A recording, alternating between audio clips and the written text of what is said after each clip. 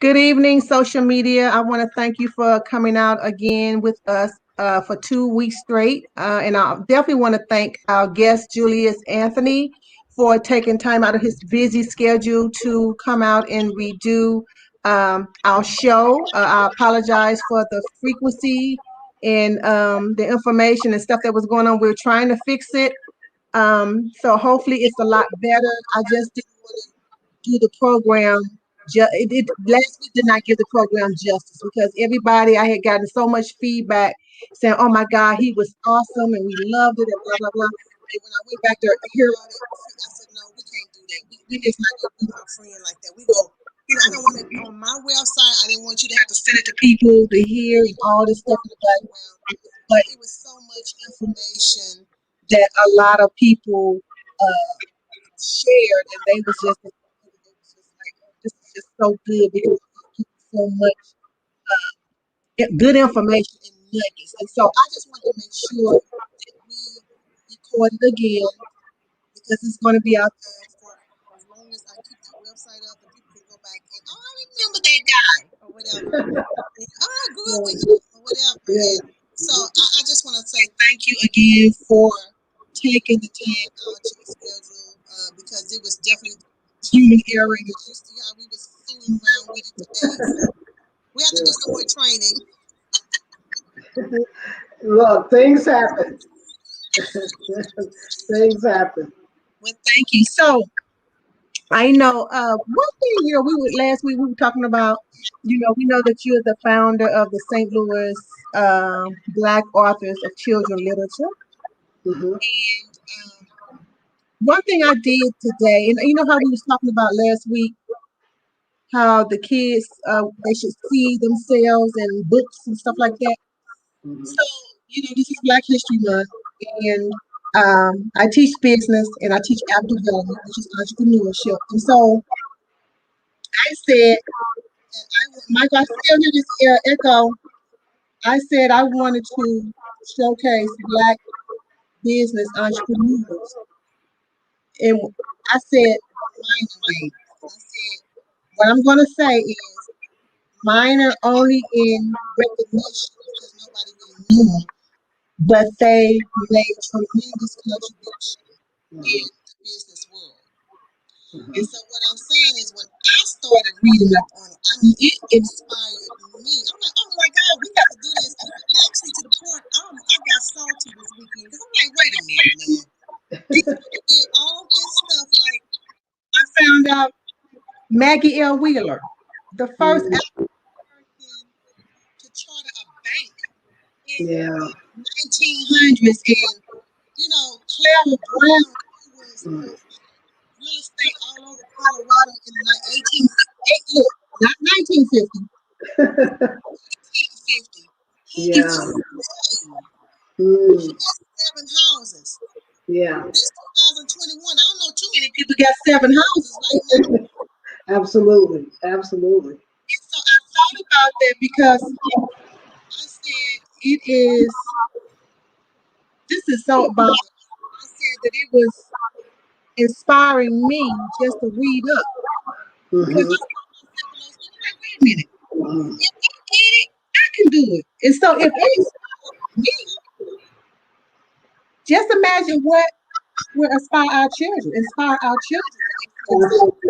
Yeah, absolutely. And you're so right about that. How wonderful would it be for kids today to know all of the entrepreneurs out there like yourself and like all the guests that you bring onto your show? Because I've seen a couple of the episodes. I saw one young lady who she's like a biochemist or something like that. You weren't the host that night. Someone else was the host. Oh, yeah. Yeah, Celanese she's Yancey. yeah, she's in the sciences. How powerful is that? And then I saw the episode with the young lady that built a wellness center in Jennings. And I mean, just think that we have such a rich community of entrepreneurs here in St. Louis. As a matter of fact, nationally, St. Louis is known as one of the fastest growing areas for small businesses and entrepreneurs. And I don't Oh, think I a didn't lot know of that. people do. Yeah, yeah. We've been recognized by major business magazines as a fast growing area for small business and entrepreneurs. And I think a lot of it has to do with the Cortex and Microsoft being there as well, a lot of tech businesses. And then there's a grant, and I might get it wrong, it's Archway or something Arch Mm-hmm. that provides funding for startups. And then there are other kind of business startups. UMSU has one. And so there's a big push here to support small businesses, and there's a big push to support minority-owned businesses. You have BALSA, usually the BALSA Foundation. They help Black and Latino startups, and they support them with funding as well as training and resources. So St. Louis has a lot. I don't think a lot of people really know about. And if you have a business idea, this is a great place to be to get supported. We Power is another entity that supports small businesses. So yeah, St. Louis is, and a lot of these are Black businesses. Wow, wow. Yeah. Well, I was really excited about that because it really inspired me because I'm like, and then the thing about it, their names are not in the history books, Yeah, yeah, not in yeah, the history books, but yeah, made major yeah, contribution. I'm like, where these people come from? I mean, yeah, where are they hiding them? yeah, yeah. Another validation of why it's so important that our school system nationally really critically look at opportunities for all children to see themselves as a success in the learning process, you know, and that the only players that were a success or heroes didn't come from the antebellum movement or the civil rights movement, you I know, like that, that. yeah, that there are several heroes that have risen up and contributed powerfully to the American society. But we can't get there because our system has no room for that. Our educational system has no room for that.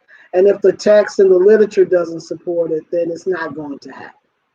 So let me ask you this: how do you have grassroots organization to start that? Well, that's what we're doing.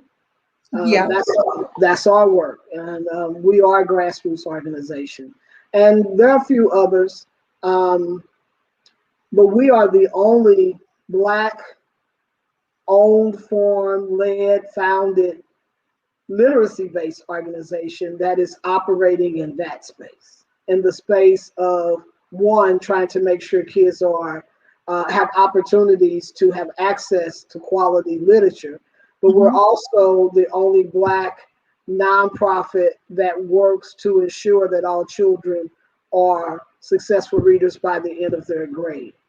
What I know for sure is that there are more than 50 literacy based organizations in our city, in our region, more than 50. And Oh we're the wow. only Black owned, founded, led with a mission to specifically address in an authentic way the core issues of Black children in our region. And so the work is beginning. I met Alderperson Kennedy a couple of years ago. I was at a vendor fair at the Deaconess Foundation. And he Hmm. came by the table and he was like, "Hey, brother, what are you doing?" And I told him what we did. And I also knew he had graduated from Howard. He didn't know that I knew that. And I mentioned that. So that was a connection that we both had. And then he said, "What you're doing is what we tried to do in the 60s and the 70s, and it never went anywhere. It didn't get any kind of traction." And so he was like, "What you're doing now is so important. Don't stop. Don't be like us and get to a brick wall and stop. Knock the brick wall down." And I was really encouraged by that. I was really encouraged and inspired by that to know that. And I knew I wasn't the first because the Black Panthers in California tried to do literacy libraries for kids. and Chicago as well. But never has that happened here in St. Louis. So we are part of that grassroots movement, and the time is now.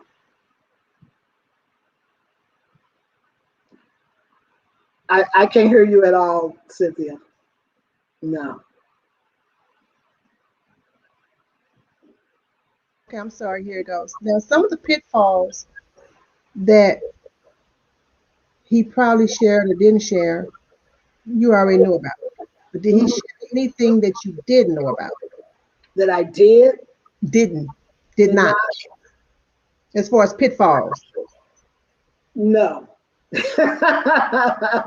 No, because we know what they are. And you tell me if I'm getting overly deep or not, but really the fact of the matter is we live under a white supremacist system in this country, social system in this country. And in all things does that system touch.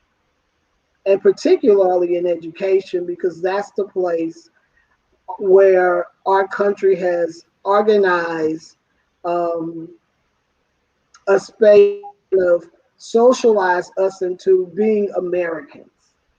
It's in our public school system. Mm-hmm. And so if it is controlled and designed with a white supremacist ideology or context, then we know then that that really is the pitfall. Now it shows up in many different forms, but at the core of the issue, we've got to change that. We've got to change systems. And that's not hard to do. I mean, that's not easy to do. That's not easy to do. Yes, that's difficult because also what you're saying is you are telling people that you no longer have power. Well, we know where that goes, right? Right. That's why we got folks running crazy now, right? Yeah, exactly. And folks don't want to give up power now. They don't want when they have the power, they don't want to give it up. And so that's a long conversation. But you Uh, know what? We have power too. It's now we're coming into knowing it now uh-huh. with the vote. Yeah, You know, indeed. Indeed. now we realize, but it's something how we it goes back to your books because we didn't see ourselves. Yes. We didn't think we had it because we Yes. didn't see ourselves. Yeah. You know. But Yeah. now we're working on showing our kids, hey, you can do better. You can do that. Yeah. You can be the president of the United States. Yeah. Indeed. How powerful is that? How powerful is that? That now children will grow up having seen that. How Hmm. transformational is that? You know, and quite frankly, the Ferguson incident was a transformational moment in this country. And I think that was the point when things really shifted. It shifted.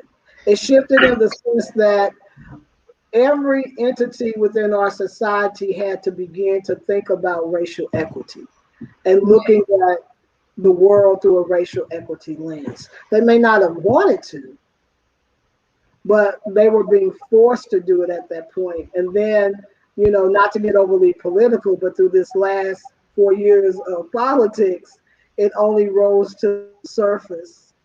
And then the pandemic put a really bright spot on the inequities in our society. Even though they were always there, it That put was a, always there. yeah, the spotlight was on it. And so you're right, we're living at a crossroads. We're living at an interesting moment. I think that we're living at a recycling of the beginning of every century, because the beginning of every century, there is this transition kind of moment, just like it was at the beginning of the 20th century, the 19th century. Here we are again. Remember, 100 years ago, Blacks were going through the Harlem Renaissance at the beginning of the Great Migration. Yes. Yes. You know? And then you had railroads and all of that other kind of technology that was starting to be put into place within our society that transitioned us. And Yeah. so here we are 100 years later, and we have the internet. And I think about it, and like you said, not to get political and not to be, dealing with all the social ills, even dealing with this Black history with the businessman. I came up with O.W. Gurley. He was the one of the founders of Black Wall Street. Yeah. You Hmm. know, just think if those things were not torn down. Hi, Kevin. He said, "Hey, little sis. Hey, big brother." If those things hadn't been torn down and done away with, Hmm. our kids would have seen Yeah. that. Not everybody, and I'm not saying everybody, but the majority, not majority of the millionaires in sports, Yeah. they use this. They use ingenuity. Yeah. Yeah. Indeed. Indeed. And So then what? it's in the books. Yeah. Absolutely. Absolutely. And it all starts in schools. Again, that's where in our society, in the American society, we have created a space to teach citizens how to be an American. And so, if that is true, then there has to be places. Reculturization. Yes, absolutely. So, there has to be spaces or opportunities in those spaces for all children to see themselves from a racial perspective, and a social perspective in those spaces. That's why our organization is so important. It is. I mean, it did. It just brought to remembrance of what we talked about last week. Hmm. Even when I was doing this research with the Black history, and I even told the kids, I said, you know, we're gonna have the administrators looking at this, but I want to keep it for my portfolio because I want them to show, even in business, hey, Yeah, absolutely. look what all these people did. They Yeah, look like you. And I told them they had obstacles. thank you. Yeah, Nothing was handed to them. yeah, yeah. Especially if you come an ex-slave. I said she didn't own anything. She didn't even own herself. Right, right. Yeah, You know. yeah. So And I I want to raise their level of thinking. yeah, I applaud you for that. I applaud you for that. Yeah, because um, just think if you hadn't introduced your students to those people, perhaps maybe next time you I know. didn't know about them. There you go. I applaud you for that because a lot of times teachers don't take that extra step to say, hey, I really need to offer my kids something that is really relevant to them, that will inspire them to do the things that this class is supposed to be all about. Hmm. So I absolutely applaud you in I doing that. loved it, and I told one, there was one named Alina, was Alina Davis. She was the first African American to have her own cooking show in the 50s in New Orleans. Yeah, I'm yeah, like, yeah, gems, gems, just yeah, gems all over the place. yeah, absolutely. Diamonds in the rough. Absolutely, absolutely. And then there are local blacks who have contributed, like Annie Malone and Madam C.J. Walker. Yeah, all Uh-huh. of them have a history here in St. Louis, Uh-huh. as well Even as others. David, David Stewart, Yeah, mhm, Worldwide Technology. absolutely. A living legend. Yes. You know? So, yeah, absolutely. So, what do you all have coming up? I know I'm going to the History Museum because Monday is Women's Month, and I think they have the women's suffrage out there. Okay, okay. So, what do you guys have coming up next? So, speaking of museums, we have an exhibit at the Fieldhouse Museum. It's the first of its kind. It's called The Power of Words, the ongoing tale of Black children's literature. And basically, it chronicles the history of the socialization of language and literacy in the Black community and leads into the literature piece. Because our language and literacy is oral, that's our tradition, and how that tradition eventually became something that was part of books. Because, of course, in this country, it is illegal for Black people to read or write. And so the only tradition around literacy we could have were our stories that we told and the Mhm. songs that we sang that told stories. So this exhibit does that. I encourage everybody to go and see it. Any child that goes to the museum uh, that you take there will get a free copy of a piece of Black children's literature, which I think is great for them as well. The other thing that we have coming up, which I'm super excited about, is a speaker series where we're going to bring to St. Louis virtually very notable Black educational thought leaders. Now, St. Louis, that has happened in St. Louis before, but this is the unique thing about what we're doing. It hasn't happened in a contemporary way where we're targeting teachers in a classroom. And so a lot of time national thought leaders will come here and teachers will know nothing about it. But we are actually targeting teachers to get them to hear what is Black educational theory. Because when we're in schools, we don't get that. Teacher education programs don't give you Black educational theory. They Mm-hmm. give you the usual, the Freuds and the, all those folks, Maria Montessori's and all of those people. But there is contemporary Black thought that is happening that's really powerful. And so we're bringing three of those voices here to St. Louis virtually. The first one will happen in just about a month. We're bringing Dr. Goldie Muhammad, who is the author of Cultivating Genius. If you don't have it, you should get it. The sister is powerful. And Oh, so wow. she, yeah, Cultivating geniuses. Cultivating Genius. It's a New York Times bestseller right now. And she will be with us on April 8th. April 8th at 5 p.m. Central. And it will broadcast live on Facebook and on YouTube, but you can also sign up to be part of the Zoom webinar. And we're going to release that information. The digital flyer will be released the first week in March. Okay, please So, tag me on that. absolutely, absolutely. And our second thought leader will be with us in September at the beginning of the school year. September 9th, we will have Dr. Rachelle Washington, who is a professor at the University of West Georgia. And her work is built around the children of the Great Migration. And as you know, St. Louis was a destination city of those wonderful people that came from the South and was trying to find a better day. As a matter of fact, St. Louis, the majority of the Black community in St. Louis is part of that great migration, Mm-hmm. including my parents. My parents came to St. Louis in the mid 40s. They were a young couple. My parents, my father. There you go. There you go. Our parents came from Mississippi and Alabama, and they had 8 babies. And back in them days, everybody had 8 or 9 or 10 children. Right. Exactly. So honestly, St. Louis's educational system was built around that. The reason we have so many school buildings in North City is because of the children that were born from the people who came from the Great Migration.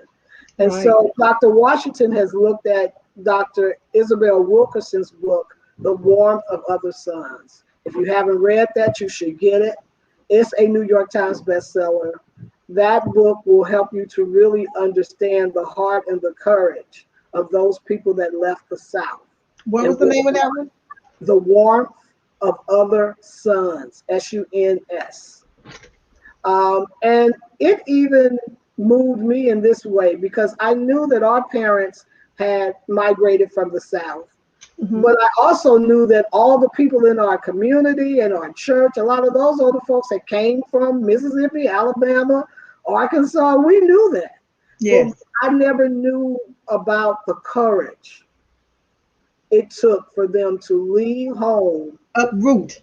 Yes, uproot and move north looking for a better day and trying to create a better situation for their children to come.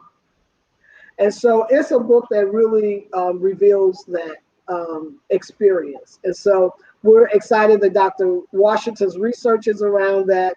And part of that is also understanding children didn't just show up in a classroom today. They have a history, and that's part of their history, the Great Migration.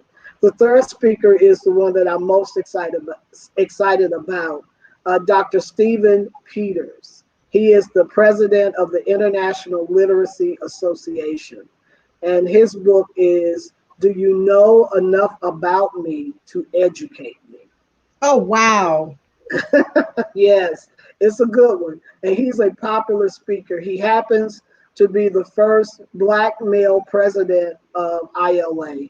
I happen to be the first Black male president of the St. Louis Regional Literacy Association, which is a chapter of the Missouri Literacy Association, which is the affiliate of the International. I have to say it that way for legal purposes, and there's a long way of saying it. But yeah, you want in LA, they make sure you got to say it this way for legal keep purposes. it legal. Keep it legal. We are the chapter of the Missouri Literacy Association, which is the affiliate of the International Literacy Association. And ILA is the largest professional organization for all of us that live and breathe in the literacy space. And so to have the national president speak to the people here in St. Louis is big. It's big. So, yeah, so that's part of our big work for this year, is to do that speaker series. This summer, we're going to do a series of book clubs around children's picture books, particularly Black children's picture books. That's something that we don't know has happened here before. Typically, professionals do book clubs around professional books, but we're doing it around children's literature so that teachers can really dive deep into that work and be able to really come up with strategies and activities around that literature for their kids in their classrooms. So, I'm sorry, say that again. When would that be? That's going to be in the month of June. So we're going to do that during the month of June. And if I don't say this, I'm going to get in trouble from my board. We have our 5th Believe site that will open at the Halls Ferry Intermediate School in Ferguson, Florissant on Thursday, May 27th at 9:30 a.m. And the public is invited. Awesome. And what does that consist of? So the Believe Project is our literacy libraries that we talked about last week. We have 4 that are operational now, and this will be our 5th one. Of course, those are the spaces we build where we make sure that kids have consistent access to Black children's literature. We put at least 1,000 books in those spaces. 80% of those books would be considered Black children's literature. There are wonderful murals in those spaces. The murals are just, I mean, they create the atmosphere in the space. They're so powerful. You have to see them. And then there's technology that we get supported through 9 Network and PBS Kids. We have a partnership with Scholastic that helps us to supply some books for the space, and Ready Readers also support us with books for those spaces as well. So, we have a relationship with IKEA in terms of helping us with some of the furniture in the space. And the furniture basically is a home setting so that kids can make the psychological connection that what you do in this space, you can do at home. So there's no kiddie furniture in our spaces. It's all adult furniture, comfortable couches, chairs, a dining table, a chandelier, all of that is in the spaces. Yeah. I want you to come, and maybe you will consider doing a live show while you're there on Facebook Live. Hey, what's the date? It's May 27th at 9:30 a.m. I would love for you to do that so that people will know what's going on and some of the things that we're trying to do to really change the lives of not just children, but families in this region. Because when your kids are literate, they grow up to be literate adults. Yes. And successfully navigate life. And that's what we all want, right? Yes, yes. That's what we want. Well, we gonna work on that May the 27th. We gonna talk offline with that. Now, one of the ladies that is at my congregation, she made a statement last week that she was working with you. What is you guys doing with Nike? Ah, Lord, she shouldn't have said that. I'm not supposed to talk about that. Oh, okay. Okay. Well, when it happens, I'll come back. But Okay. but I will say this past Martin Luther King Day, we had a partnership with Nike to serve the kids and families at Gateway 180. Are you familiar with Gateway 180? Yes, actually, the lady just called me 30 minutes ago for me to come out there and do another workshop. Yeah. Awesome, awesome. Kathy is wonderful. I don't know if that's who you spoke to. Yes, Kathy. She's wonderful. And they are doing great work for families, homeless families. So we partnered with Nike and we did an author visit for the kids and family. And Nike fed all of the families and the children. We gave out free books to the kids, at least 2 books for every child. It was a great experience. But all the other Nike stuff I can't talk about. We will be waiting and listening and stuff. But yes, JADASA Live would love to come out there and do that show. We will consider it done. Awesome. We're gonna work on it. That's about partnership and just networking. And that's what I tell people. That's what JADASA, we're here to get stuff out in the community, to get us out in the community because we're helping. Actually, and I will be shooting some stuff out because we're actually working on a fundraiser. We're going to be doing a trivia Kahoot. I don't know if you know about Kahoot. I don't. Is that the one online where you go online and you answer questions? And you click on your phone and stuff? Yeah, right. Yeah. So we're going to do that. Yeah. Actually, we met Saturday. So, yeah. But I'm excited about this. And let me say this, Cynthia. You broadcasting live will be so wonderful because you have an audience that we don't know that we've necessarily have touched. And so it will be wonderful for you to be there so that that audience can know the work that we're doing and be supportive as well. So thank you for even considering it. Awesome. Yeah, it is done. It is done. So I know we're not going to be a whole hour on this one, but I just want you to know that what you're doing is so awesome because of what happened to me this weekend with my research and how it inspired me. Yeah. It made me realize the importance of our kids seeing us. Yeah, indeed. I was like, oh my God, I can do it. Yes, absolutely. And thank you for taking that extra step and then introducing that information to your children. That's powerful. Awesome. Well, Julius, thank you for this other one. We're going to work on this sound. I'm getting ready to send it to the headquarters for them to fix it. Okay. And again, May the 27th at 9:30. JADASA will be there. Make sure you give me all the information and the location, and we will be there. Will do. Thank you. And thank you for inviting me back. Thank you for coming back. So everybody, we thank you for another broadcast, and we will see you actually next week for Townsend Defense, where if you want to, he's going to be out. The owner of Townsend Defense will be with us, and we want you to come out and listen to what he has to say and the things that's going to help us keep ourselves safe, okay? So I will see you all next week. Julius, don't leave yet. I will see you all next week. Have a good day and good night.